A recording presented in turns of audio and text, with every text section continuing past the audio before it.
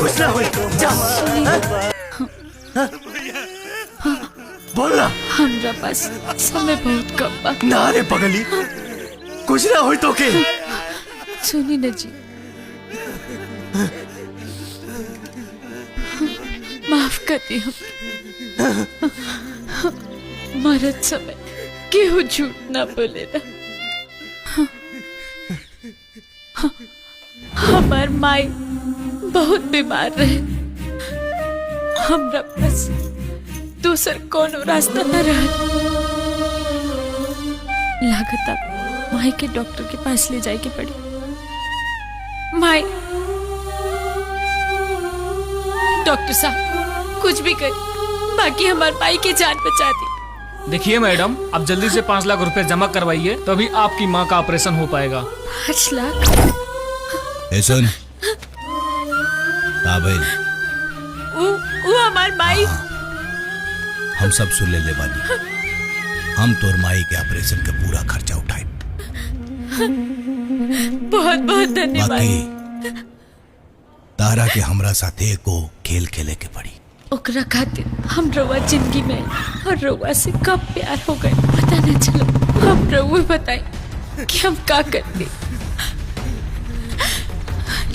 और कोनो रास्ता न रहा। हालात के आगे मजबूर रही। माई के दरबार में बानी जा। माई जाना ताड़ी कि हम जौन कुछ भी कही वो अपन माई के बचावे खातिर कही।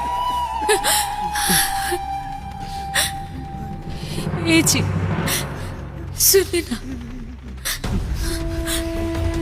जीते जीते राउंड ना बनबो, बाकी जा अच्छा राउंड नाम के सिनुर लगा के मरल चाहता। बहुत मारा कहानी ना, कुछ ना हो तो के। कुछ ना हो रे, कुछ ना हो।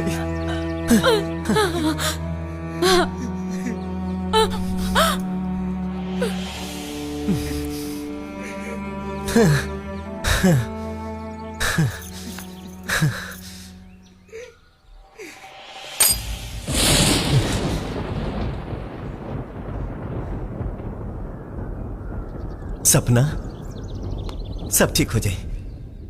चल। हाँ?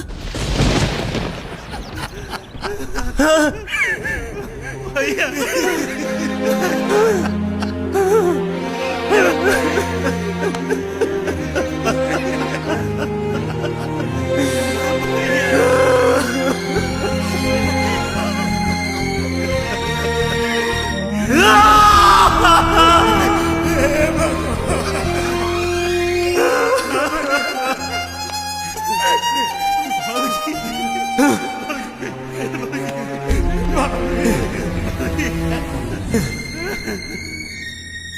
माई हो ना,